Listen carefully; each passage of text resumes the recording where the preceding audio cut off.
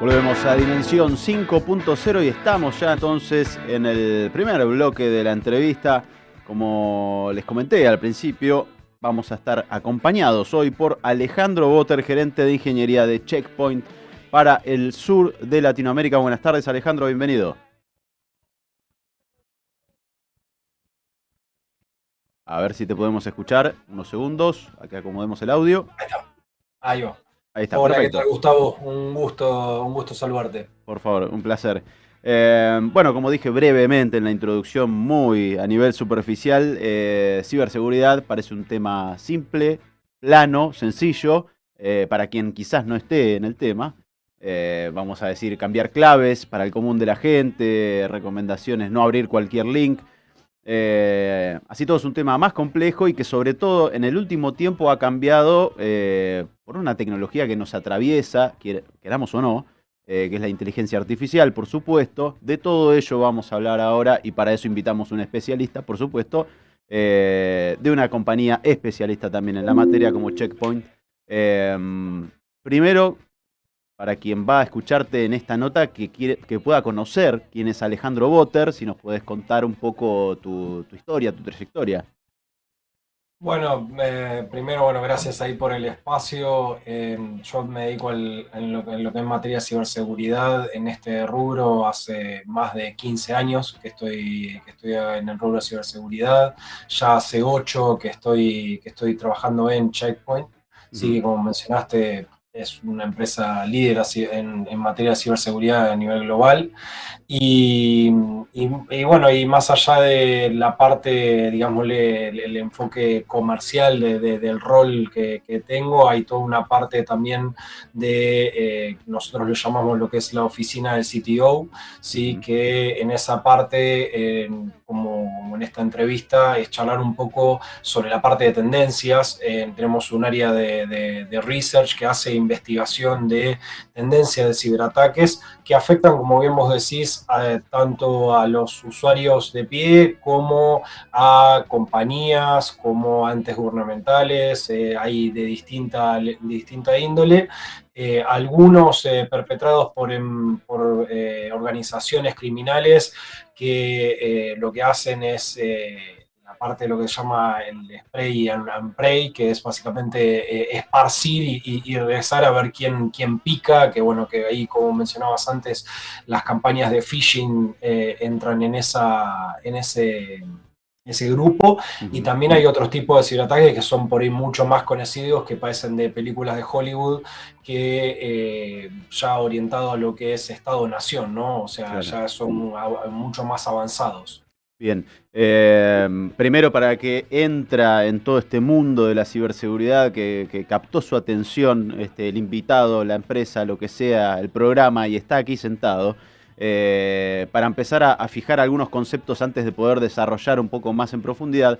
Digo, hablábamos bien, las personas de a pie, entes gubernamentales, organizaciones, chicas, grandes, medias, ¿qué tipos de estructuras, vamos a decir, son las que pueden comprometerse en la ciberseguridad? ¿Cómo se la divide? ¿Cómo se la analiza, por lo menos? Empezando de lo macro a lo micro.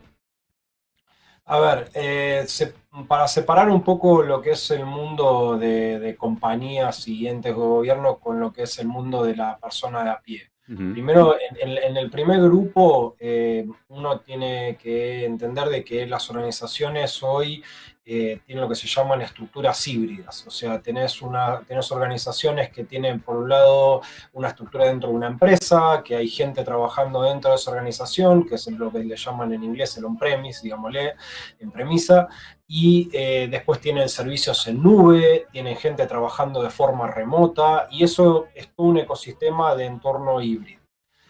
Para una persona que tiene que segurizar todo eso, es bastante complejo en términos de que hay una superficie bastante amplia o hay distintas plataformas que uno tiene que segurizar, y tiene que asegurar que la persona tenga el mismo nivel de seguridad estando dentro de la organización como trabajando de la casa, que ese servidor, esa aplicación que está dentro de la organización, y si está en un entorno nube, tiene que ser igual.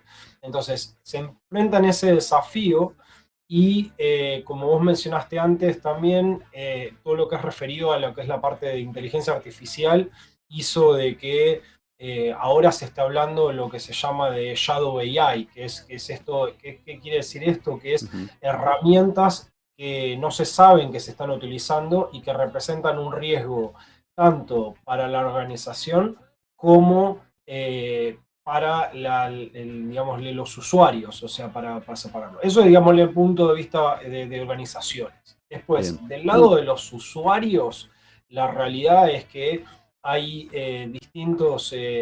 distintas campañas, distintas estafas que son muy comunes, que van a buscar la parte de lo que es masiva, ¿sí? Y uno de los ejemplos que a mí me gusta mencionar es, por ejemplo, cuando uno tiene un teléfono móvil, piensa, esto es más seguro que la computadora, porque la computadora yo ya tengo mentalizado que tengo que tener un antivirus. La realidad es que el teléfono también tiene una parte que es insegura. Y hay otros conceptos, por ejemplo, que una de las cosas que también apareció en pandemia, que es la parte de lo que es QR, ¿sí? ujú, Que son cosas que uno tiende a pensar que son seguros. ¿Qué quiero decir con esto? La base de lo que es el desafío con ese ciudadano a pie es primero desconfiar de que eso que uno está accediendo, de que uno eso que está utilizando es realmente seguro, porque puede ocurrir de que ahí podemos caer en una estafa, podemos caer en que el dispositivo se infecte, ¿sí? Y de un dolor de cabeza muy grande, ¿no? Para la persona. desde ya.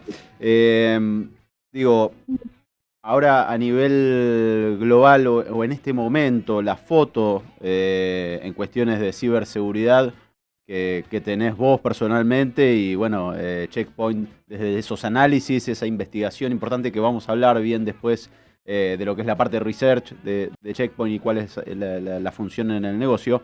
Digo, ¿cuál es la foto hoy de la ciberseguridad? Mira, hace poquito se acaba de publicar, si Ujú, nosotros tenemos un reporte anual que hacemos como una foto de lo que fue el año anterior y comentamos las tendencias de lo que creemos que se va a venir en lo que es el año que está comenzando, en este caso el 2026. Y ahí podemos sacar varias cosas. Por ejemplo, una de las cosas que salió en ese reporte es que hubo un incremento de lo que es ciberataques interanual, 18% más o menos año contra año. Y ujú. si lo comparamos contra 2023, un 70% de incremento. Esto en términos, para que sea una idea de números, habla más o menos de que por semana las organizaciones tienen 1900 intentos de ataques. O sea, en lo que vamos de esta charla ya hubo varios intentos. Si Bien. eso encima nosotros lo trasladamos para lo que es Latinoamérica, el número es muchísimo mayor. Y ahí vos ves que, por ejemplo, que en los últimos 6 meses hay un promedio de 3000 intentos ciberataques por semana, ¿sí?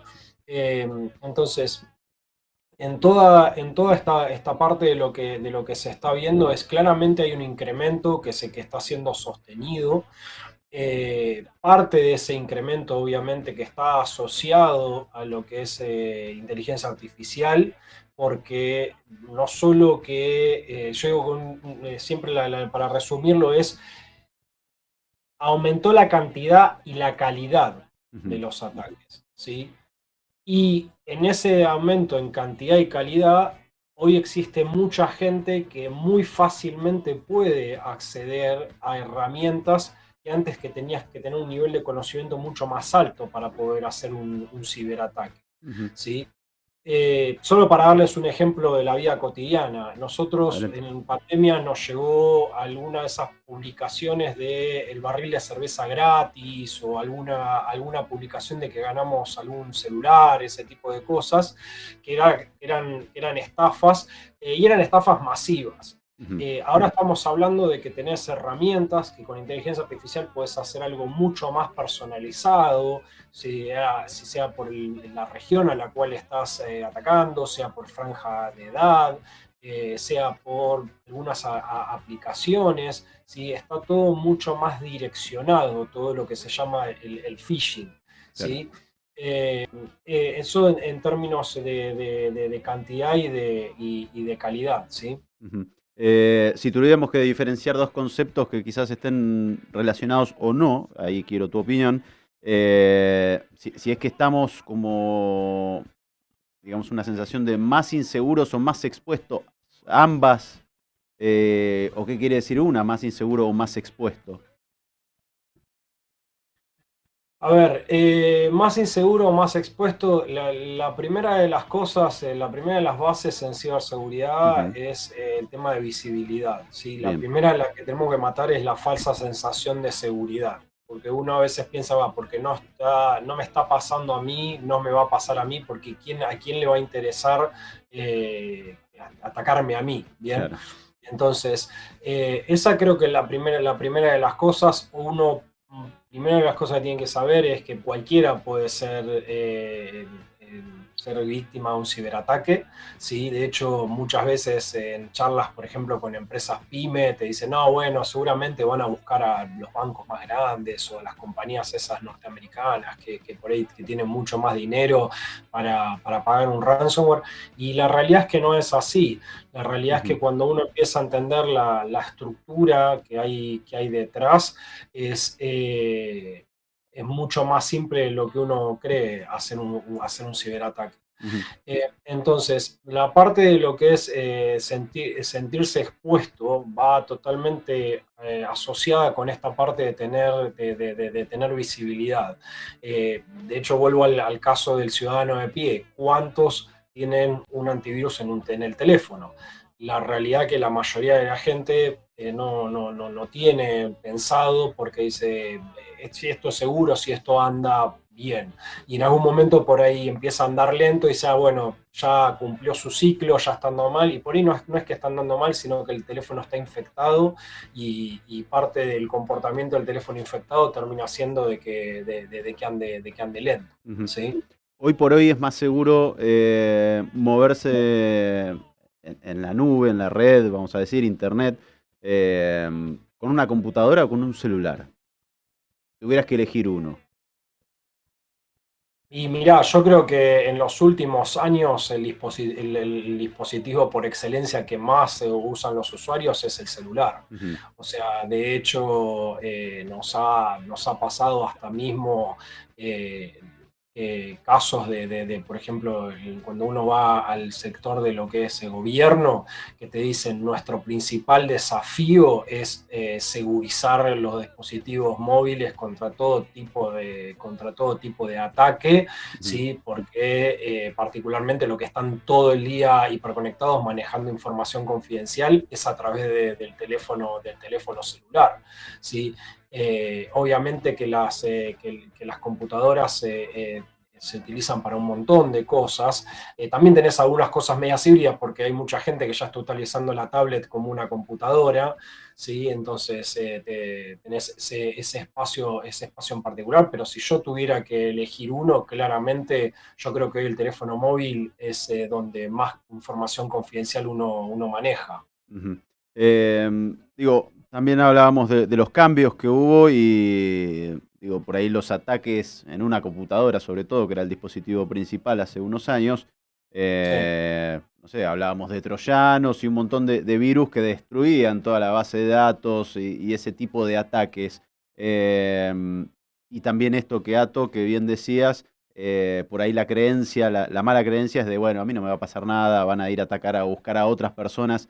Hay otro tipo de ataques que están direccionados en otro tipo de sentido, tienen otro objetivo que no son por ahí principalmente el dinero, sino son hacerse de la capacidad de poder moverse en silencio eh, para hacer de pivot para otros ataques. Digo, hay todas estructuras mucho más Sí. grandes y una organización mucho más interesante del ciberdelito, vamos a decir. Sí, particularmente creo que va para ese lado de tu comentario. Creo que en los últimos años una de las cosas que se vio cada vez más es la parte de lo que es cadena de suministro. Ujú, Sí, esto viene desde hace muchísimos años, o sea, y cuando digo muchísimos años hablamos de la época medieval, que cuando querían atacar un castillo decía, tenés dos maneras, o agarrás todos esos con esas catapultas y tirás esas rocas, o podés agarrar y envenenar toda la comida que va dentro del castillo y te vas a generar algún tipo de daño a los que están viendo adentro. ujú, Eso trasladado al mundo digital, hoy por hoy te pasa de que tenés alguna organización que tiene quizás las mejores defensas en términos de defensa y al atacante como le resulta más caro, porque es al final del día un tema de costo, de tiempo, de costo de recursos, especialistas, le resulta más caro atacar directamente a esa organización. Entonces, una de las cosas, una de las técnicas que están utilizando los atacantes es agarrar y decir, bueno, ¿con quién trabaja esta compañía? ¿Sí? Y por ahí, no sé, se me viene a la mente ahora el caso, por ejemplo, de lo que ocurrió en su momento en 2017 con WannaCry. En ujú. WannaCry hubo muchos call centers que se infectaron con WannaCry y que muchas organizaciones se terminaron infectando porque tenían una conexión segura entre el call center y esa mega organización, porque tenía que acceder a ciertos sistemas, porque tenía que compartir cierta información, y fue un ataque tremendamente exitoso desde el punto de vista del atacante porque accedió a compañías que quizás no tenía pensado acceder y fue a través de estos call centers. ¿Sí? Entonces, esto se da, eso entra en lo que es la categoría de lo que es cadena de suministro, ataque de cadena de suministro, y va de distinta índole. Cadena de suministro, hablamos de socios, hablamos de software, son varias cosas de las formas que pueden atacar. Ujú.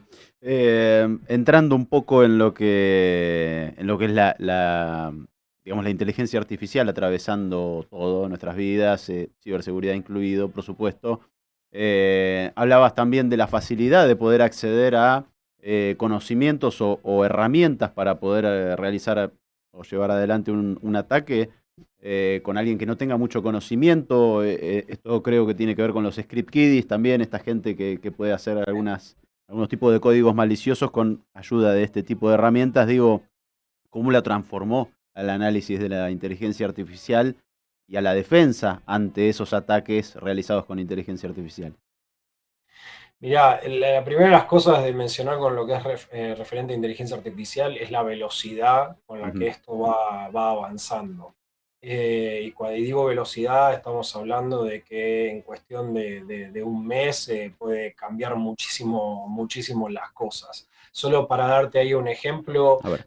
hace algunos meses atrás nosotros estamos con una serie de webinars hablando concientizando toda la parte de lo que es ataque de inteligencia artificial, y una de las personas de Checkpoint Research hablaba de que dentro de su análisis que se habían visto a los atacantes, estamos hablando de atacantes ya un poquito más avanzados, Ujú, ver cómo simulaban los ataques para ver la efectividad, ver cómo hacían lo que se llama el movimiento lateral, o sea, una vez que están dentro de la empresa se empiezan a mover dentro de las distintas áreas, y como que había una visión de que estaba medio segmentado, como que había distintas herramientas para hacer tareas específicas. ujú. Y contaban de que simplemente que no habían visto hasta ese momento una herramienta que hiciera todo desde el descubrimiento, de cómo se puede atacar de tal o cual compañía, hacer, una vez que se hace ese descubrimiento, empezar a hacer intentos, una vez que logras entrar, cómo empezar a moverte. Bueno, pasó nada, pasaron un par de meses y ya empezaron a aparecer herramientas que automatizan todo ese ataque. Entonces, la primera de las cosas a destacar es que uno de los aprendizajes que hay, cosas que uno dice, bueno, todavía esto no está, va a estar, todavía falta hay que preguntárselo 2 veces Ujú, porque realmente esto está evolucionando muy, muy rápido.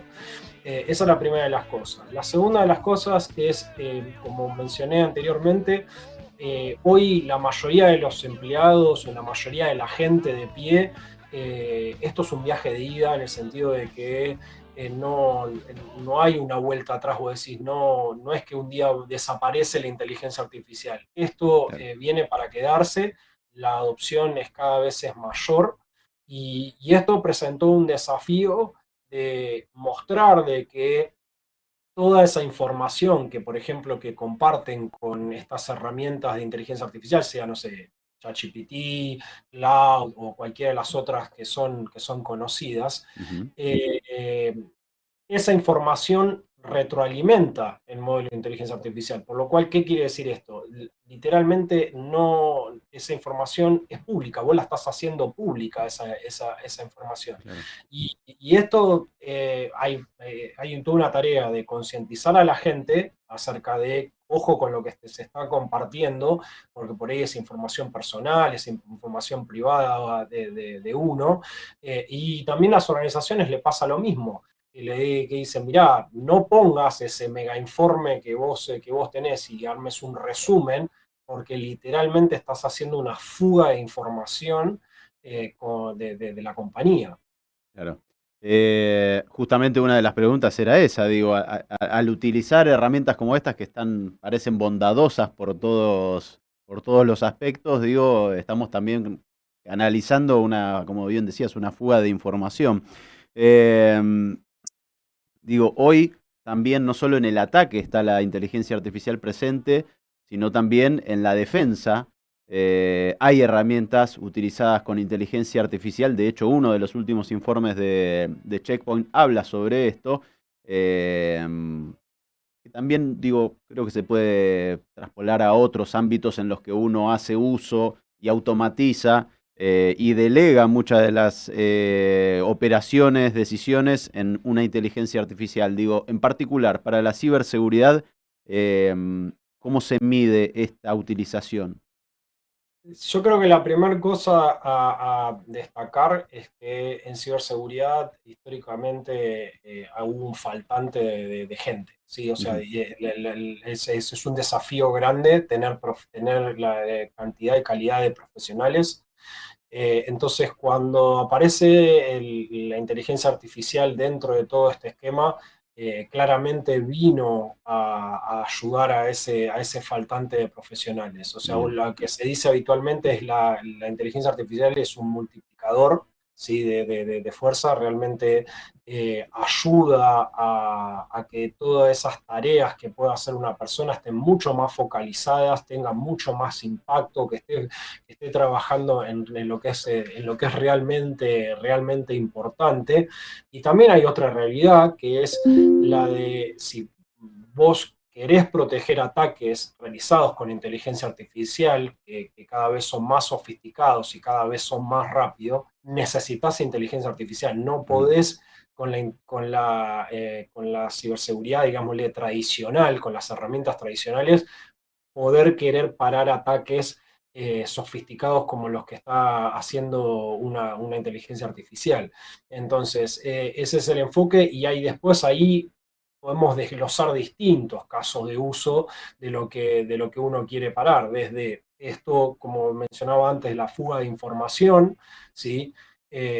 Hoy justo teníamos una charla con ese tema de que históricamente cuando uno hablaba de fuga de información, hablaba, por ejemplo, de los códigos tarjeta de crédito. Bien, ujú, entonces un sistema de protección de fuga de información que decía, mira, esto es un número de tarjeta de crédito, entonces como sé que por la cantidad de dígitos, por el formato, todo lo que es, lo tengo que bloquear.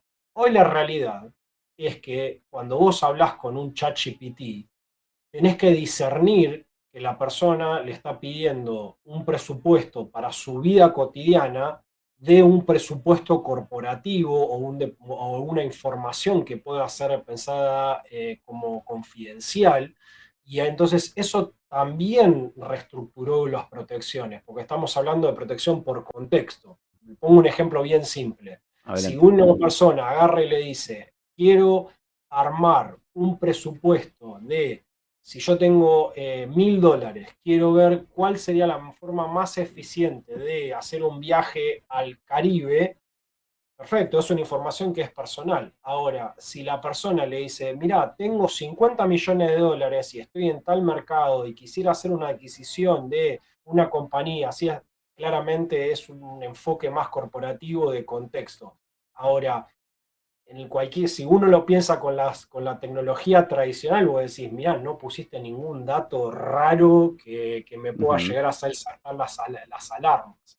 Entonces, la parte de lo que es inteligencia artificial de ciberseguridad se está adoptando de distintas formas. Se está adoptando para lo que es prevenir malware, se está adoptando para lo que es la parte de operaciones, se está adoptando, uno cuando, por ejemplo, digo, el famoso este chat que vemos cada vez más seguidos ujú. con bancos o con cualquier otro tipo de entidades que nos asesoran con algún crédito o con alguna cosa. eh, Ahí ocurre que hay un desafío grande para esas empresas de cómo hago para no fugar información, cómo hago para que ese chatbot no entregue información que sea confidencial, cómo hago para que no me manipulen mi inteligencia artificial y que haga cosas que no debería hacer.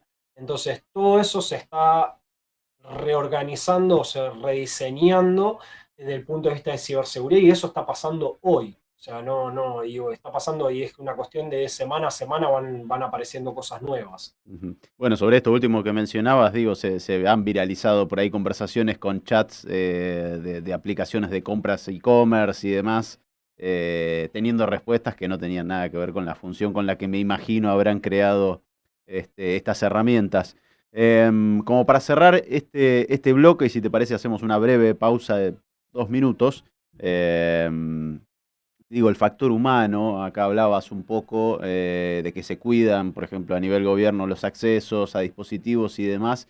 ¿Qué tan clave es hoy ese error humano o la mano del hombre, digamos, en la seguridad de todos, de una organización, de un gobierno? A ver, claramente los especialistas son extremadamente necesarios. El especialista en ciberseguridad es clave en todo este proceso, más allá de la automatización que hagas, más allá de herramientas de IA que uno tengas, el factor humano sigue siendo clave en ese proceso.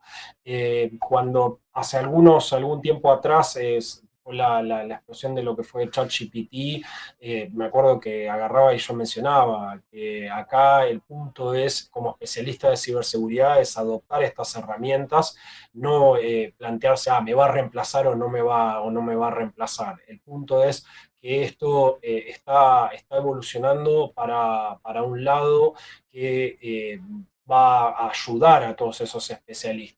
Quizás si uno lo ve más a futuro, quizás el gran desafío que se tiene es qué va a ocurrir con los nuevos especialistas en ciberseguridad que tienen que arrancar con una formación de nivel 1, nivel 2, nivel 3, qué va a pasar con los de esos de nivel 1, que todas esas tareas las va a terminar haciendo la inteligencia artificial, que es parte de replantear cómo uno aprende la ciberseguridad. ¿Sí? Entrando un poco más y conociendo un poco más, así como en el primer bloque te conocimos un poco más a vos, ahora sería bueno conocer un poco qué es lo que hace una empresa como Checkpoint.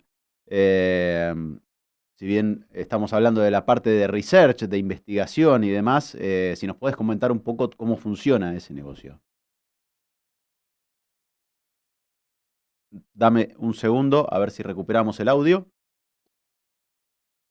Ahí creo Ahora que, ahí sí, creo que. perfecto. Bien, adelante.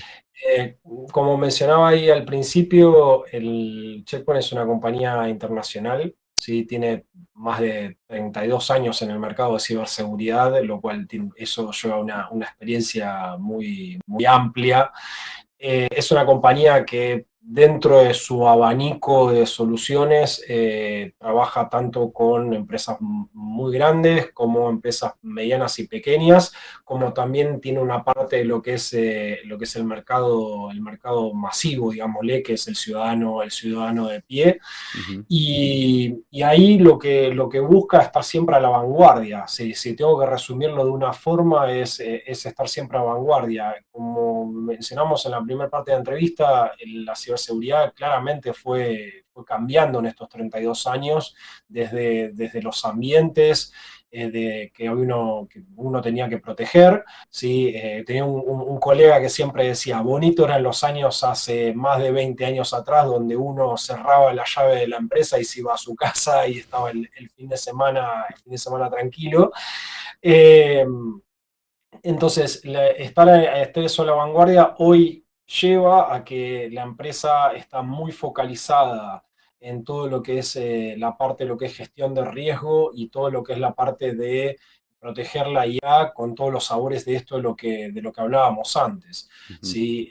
Que va desde el usuario hasta la parte de estos agentes que son estas inteligencias artificiales autónomas que están ahora copando todo el mercado, ¿no? Bien, ahí marcabas algo clave, o dos, o bueno, bastantes cosas, pero digo dos de las salientes. Una, la frecuencia de actualización, estamos hablando de tecnología en el medio, o sea que es exponencial. Vamos a asimilarlo a tareas como abogacía, contaduría, tienen actualizaciones, pero creo que no en el nivel de lo que la tecnología nos empuja a estar al día.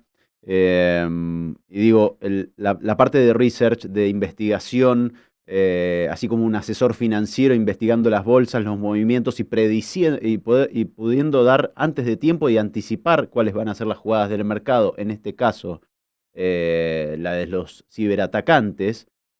¿Cómo es ese trabajo dentro de del departamento de research de Checkpoint?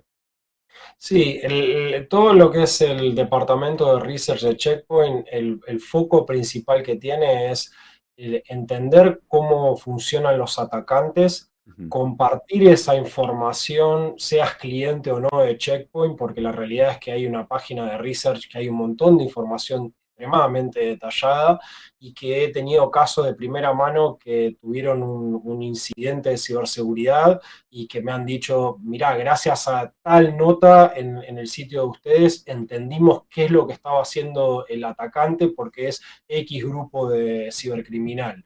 Ujú. Y eso a lo largo de los años lo que fue ampliándose fue el espectro de gente, de especialistas que estaban participando. En un primer momento el foco estaba en lo que era la parte de análisis de malware, de redes, y ahí para ese lado. Después a lo largo del tiempo que se fueron sumando otras compañías, tuvimos especialización en todo lo que es la parte de lo que es correo electrónico. Ahora, por ejemplo, el último tiempo con adquisiciones de empresas relacionadas a inteligencia artificial, claramente hay gente extremadamente abocada a esas amenazas, entonces te da información de primera mano. Y después, por ejemplo, tenemos otras áreas dentro de esa parte de research o dentro de ese reporte que habla más del negocio, qué es lo que le piden a un tipo que está a cargo de todo el área de ciberseguridad de un banco. No quiero ponerle roles porque dependiendo después la entidad tiene distintos roles, Ujú. pero cuáles son sus prioridades, ¿sí? Y cómo se está afrontando eso, ¿sí? Entonces es un área bastante amplia, pero yo creo que es muy beneficiosa no solo para los clientes, porque mejoramos las protecciones, sino que también es bueno para aquellas empresas que por ahí quieren saber más de cuáles son las tendencias, ¿no? Bien, digo, el know-how del negocio, la investigación, la base de experiencia y datos que puedan acumular en todos estos años, me imagino que son, digamos, estandartes que llevan adelante para poder dar fe de, digamos, del tipo de negocio y empresa que son. Pero digo, hablando de pequeñas empresas, grandes organizaciones, me imagino que tienen departamentos que evalúan proveedores como Checkpoint u otros y hacen otro tipo de análisis, pero digo, es tu opinión personal. son servicios que son caros de contratar para una pyme chica. Digo, ¿aconsejarías a alguien que no es especialista, que no es Checkpoint, asesorarse con ese antes que a nadie, digamos, o sí hacer la inversión de ir con la empresa número uno en ciberseguridad? Sí, por el hecho de que la segunda mejor opción no, para mí no es opción, en el Ujú, sentido de que el ciberseguridad no es algo que uno pueda agarrar y decir, bueno, voy con una opción más o menos buena y vemos qué sale de eso. La ujú, realidad es que de la misma forma que a un banco gigantesco, un ciberataque le puede parar la operación y puede hacer que le coste mucho dinero, a una pyme puede hacer que la haga desaparecer directamente a la ujú. pyme. O sea, entonces, en ese sentido, eh, la primera de las primeras es la concientización respecto a ciberseguridad en general. Después, respecto al tema compañía y al tema de cómo esto se ajusta, digamos, a la billetera de cada uno, la realidad es que a lo largo del tiempo hay muchos servicios que se fueron adaptando al tamaño de suscripciones. Entonces, dependiendo de la cantidad de usuarios que uno tenga, es un número que se va adaptando. Entonces, eso te da mucha flexibilidad a entrar en mercados de lo que es pequeñas y medianas empresas y que esas pequeñas y medianas empresas puedan tener el mismo nivel de seguridad. ¿Qué Ujú, otra cosa más se está haciendo en esa línea? Nosotros somos una compañía que trabajamos 100% de forma indirecta, o sea, trabajamos con nuestros canales de ventas. ajá, Y esos canales, una de las cosas que se avanzó mucho en el mercado de ciberseguridad es la parte de lo que es seguridad gestionada. Entonces, para una empresa pyme que por ahí no tiene un área de ciberseguridad, que por ahí tiene una persona a lo sumo de IT que le está haciendo el mantenimiento de las computadoras, le hace mucho sentido tener una empresa, un servicio que diga, mira, te pongo un antivirus en las máquinas, pongo un firewall en la red y yo te gestiono esto, quédate tranquilo, y si hay algún tipo de actividad rara, yo te estoy contactando. Eso ha crecido mucho y le hace mucho sentido a todo el esquema de lo que es pequeña y mediana empresa. ujú. Hay una suerte de inclusión, vamos a decir, también de toda la cadena de valor a estar protegidos. Sí, tal cual, porque la idea es esa, si bien la compañía nació con esas mega empresas, la idea es poder darle a todas esas pequeñas y medianas empresas la oportunidad de contar con acceder a la misma tecnología, Ujú, ¿sí? Entonces yo creo que acá lo que fue clave es la cantidad de soluciones lo que se llama suscripción, que suscripción es por usuario. claro. Entonces, eso te hace un esquema mucho más flexible.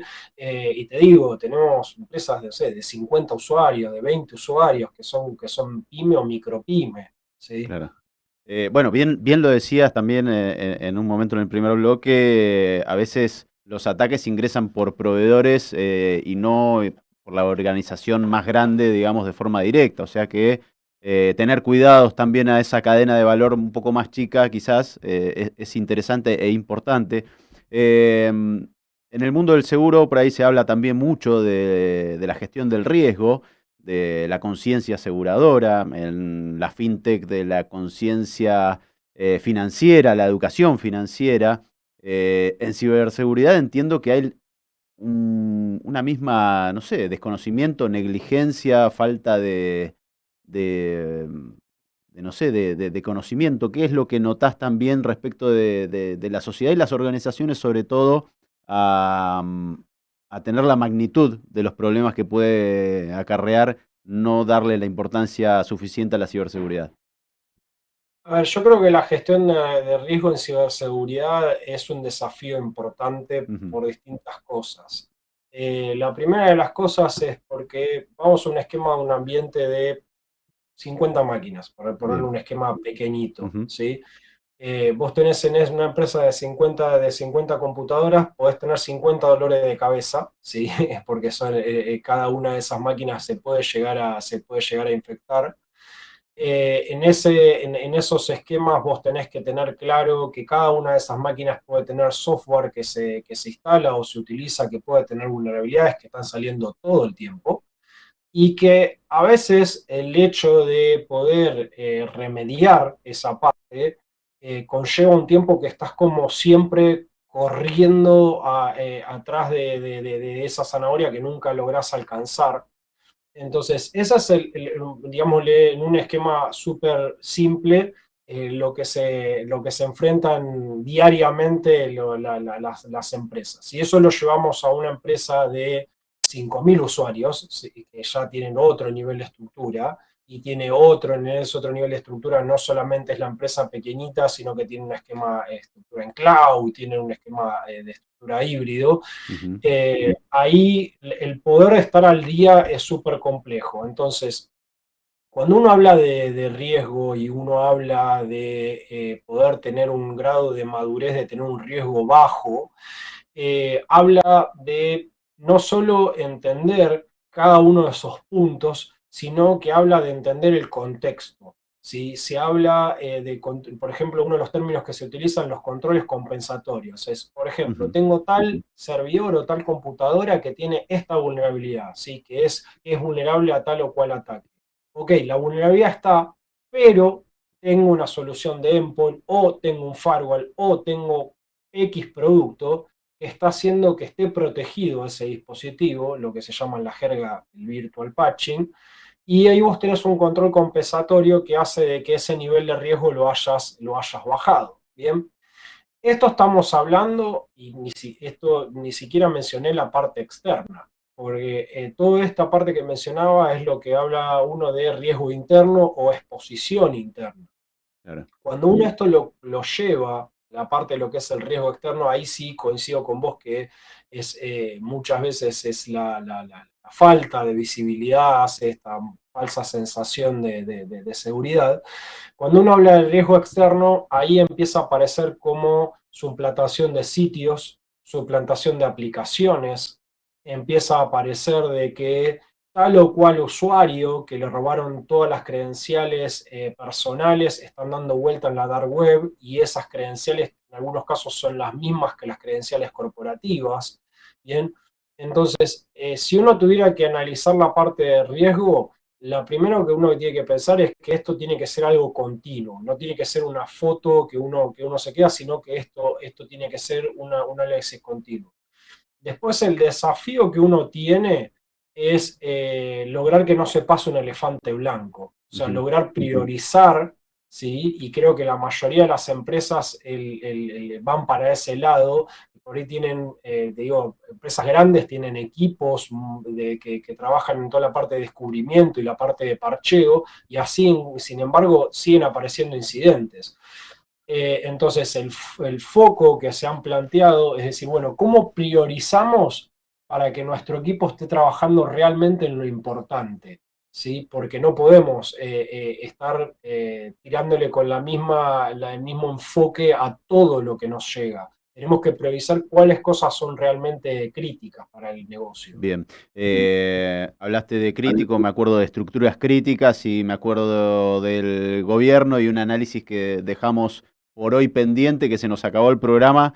Alejandro, muchas gracias por haber estado hoy en el programa. Te vamos a seguir convocando. Como bien decía, hay muchos temas y mucho análisis para hacer sobre ciberseguridad y evangelizar también, ¿por qué no? Muchas gracias por el espacio y estamos en contacto. Bien.